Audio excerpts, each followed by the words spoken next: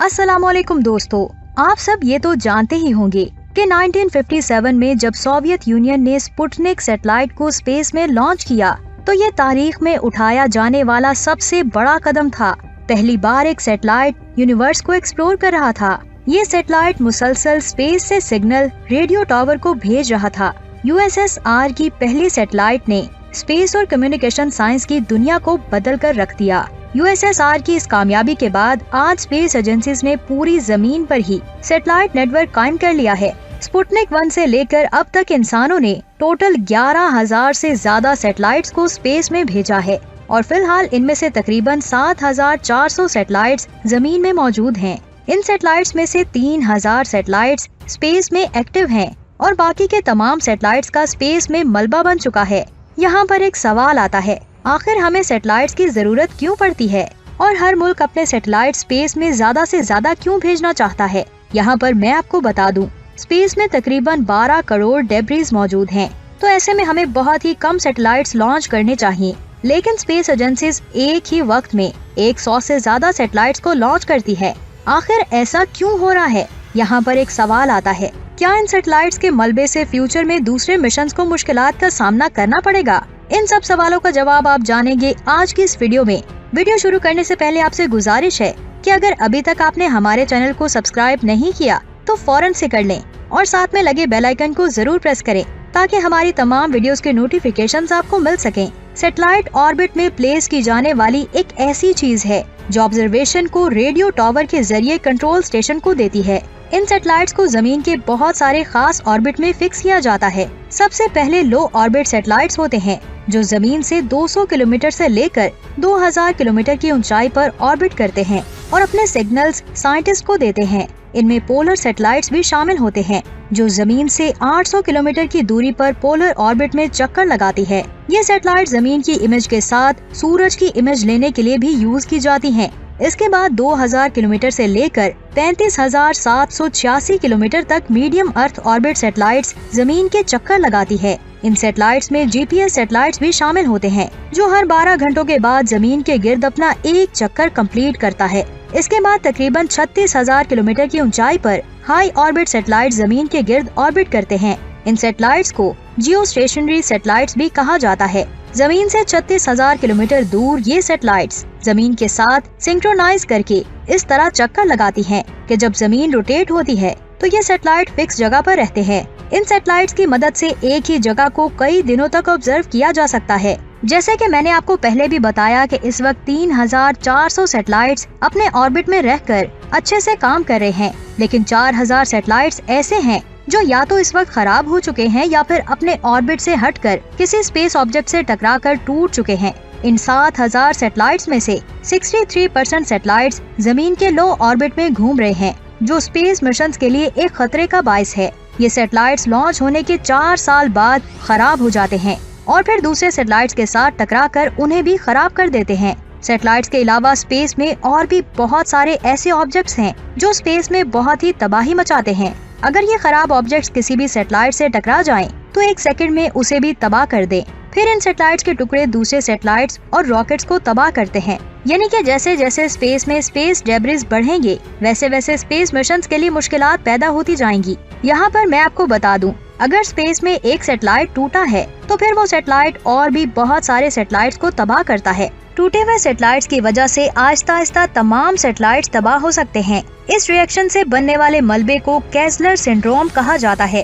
केज़लर syndrome की वजह से जमीन के ऑर्बिट से बाहर कोई भी मिशन करना बहुत ही चैलेंजिंग होता है। इस वक्त स्पेस में 34,000 से भी ज्यादा डेब्रिस मौजूद हैं, जिनका साइज 10 सेंटीमीटर है और 1 से 10 सेंटीमीटर के 9 लाख डेब्रिस हैं और 12 करोड़ डेब्रिस ऐसे हैं जो 1 सेंटीमीटर से भी ज्यादा छोटे हैं, जिसकी वजह से इन्हें ट्रैक करना बहुत ही ज्यादा मुश्किल है। ये स्पेस डेब्रिस सैटेलाइट्स के लिए बहुत बड़ी मुश्किल बन चुके हैं। बड़े साइज के डेब्रिस को ट्रैक करके सैटेलाइट्स को आगे पीछे किया जा सकता है ताकि ये आपस में ना टकराएं। लेकिन अगर डेब्रिस का साइज छोटा है तो फिर सबसे ज्यादा खतरा हमारे सैटेलाइट्स को होता है। यहाँ पर आप ये सोच रहे होंगे कि इन खतरों को कम करने के लिए स्पेस एजेंसीज कम सैटेलाइट्स को लॉन्च करेगी, तो आप गलत सोच रहे हैं। ISRO ने जब 2017 में एक ही रॉकेट से 104 सैटेलाइट्स को लॉन्च किया था तो उसके देखते हुए तमाम स्पेस एजेंसीज ने एक ही वक्त में बहुत ज्यादा सैटेलाइट्स को लॉन्च करना शुरू कर दिया। जिस वक्त स्पुतनिक 1 को लॉन्च किया गया था, उस वक्त स्पेस में 1 किलोग्राम के मटेरियल को स्पेस में भेजने के लिए 1 करोड़ से भी ज्यादा खर्चा हुआ था। यहाँ पर मैं आपको बता दूं, उस वक्त 84 किलोग्राम के स्पुतनिक 1 को स्पेस में भेजने के लिए 150 करोड़ से भी ज्यादा का खर्चा आया होगा। लेकिन इस वक्त स्पेस में ज्यादा रॉकेट्स लॉन्च होने की वजह से और प्राइवेट कंपनीज बनने की वजह से पेलोड स्पेस में लेकर जाने की कीमत बहुत ज्यादा कम हो गई है। 2040 तक नासा, ISRO और SpaceX इस कॉस्ट को $100 तक ले आना चाहती है।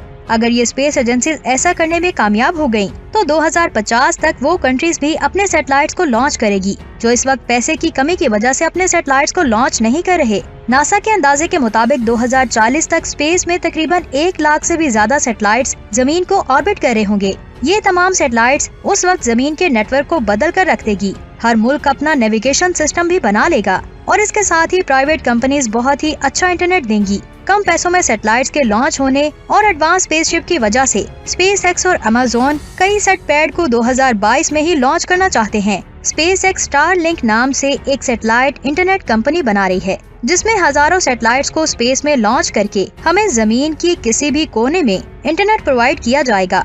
यहाँ पर मैं आपको बता दूं कि पहले सैटेलाइट्स बहुत ज्यादा भारी और बड़े हुआ करते थे, लेकिन इस वक्त वो साइज में बहुत ही छोटे हो चुके हैं। आप अपनी जरूरत के मुताबिक इन सैटेलाइट्स को बना सकते हैं। इसी चीज को ध्यान में रखते हुए इलॉन मस्क अपने स्टारलिंक मिशन के लिए 42,000 से ज्यादा सैटेलाइट्स को 2034 तक स्पेस में लॉन्च करना चाहता है। अगर इलॉन मस्क अपने इस प्रोजेक्ट में कामयाब हो गए, तो वो 5G नेटवर्क से भी ज्यादा तेज नेटवर्क दुनिया के उन कोनों में भेजेंगे जहाँ इंसान भी नहीं रहते। आप अंटार्कटिका से लेकर नॉर्थ पोल तक इंटरनेट यूज कर सकेंगे। यहाँ पर मैं आपको बता दूं, अगर इन 42,000 सैटेलाइट्स ने लोगों को तेज इंटरनेट प्रोवाइड करना है, तो फिर इन्हें जमीन की लो ऑर्बिट में ही रखना पड़ेगा। जमीन की सतह से 200 से 2000 किलोमीटर तक आने वाली ये ऑर्बिट ही स्टारलिंक मिशन को कामयाब कर सकते हैं। लेकिन यहाँ पर पहले से ही बहुत ज्यादा सैटेलाइट्स मौजूद हैं। 7,000 सैटेलाइट्स में से 5,000 से ज्यादा सैटेलाइट्स इस ऑर्बिट में घूम रहे हैं। यहाँ पर ऐसे करोड़ों ऑब्जेक्ट्स मौजूद हैं जो मुसलसल स्पेस में घूम रहे हैं। ऐसे में जमीन की लो ऑर्बिट में 40,000 लिंक्स सैटेलाइट्स और अमेज़न की भी हजारों सैटेलाइट्स और इसके साथ ही दूसरे ममालिक के सैटेलाइट्स मौजूद होने की वजह से इनके आपस में टकराने का हर वक्त खतरा रहेगा। स्पेस में सैटेलाइट ट्रैफिक इतनी ज्यादा होगी कि सैटेलाइट्स को घूमना भी बहुत ज्यादा मुश्किल होगा। लेकिन अगर साइंटिस्ट इन सैटेलाइट्स को टकराने से बचा लें, तो फिर भी इतने ज्यादा सैटेलाइट्स हमारे लिए बहुत बड़ी मुश्किल पैदा कर सकते हैं। दरअसल लो अर्थ ऑर्बिट एक ऐसे ऑर्बिट है जहां इस वक्त हम स्पेस स्टेशन और स्पेस लेबोरेटरीज को बना सकते हैं। इनकी वजह से हम स्पेस में मुसलसल रिसर्च कर सकते हैं। यहाँ पर मैं आपको एक चीज और बता दूं, जब भी हमें स्पेसक्राफ्ट को लॉन्च करना होगा, तो हमें जमीन पर उस वक्त को देखना होगा जब स्पेस लॉन्च साइट पर स्पेस में सैटेलाइट्स की ट्रैफिक बहुत ही कम हो। ऐसा वक्त ढूंढते ढूंढते हमारा वक्त बहुत ज्यादा जाया हो जाएगा। लाखों सैटेलाइट्स को ट्रैक करके सही ट्रेजेक्ट्री पर रॉकेट लॉन्च करना बहुत मुश्किल होगा।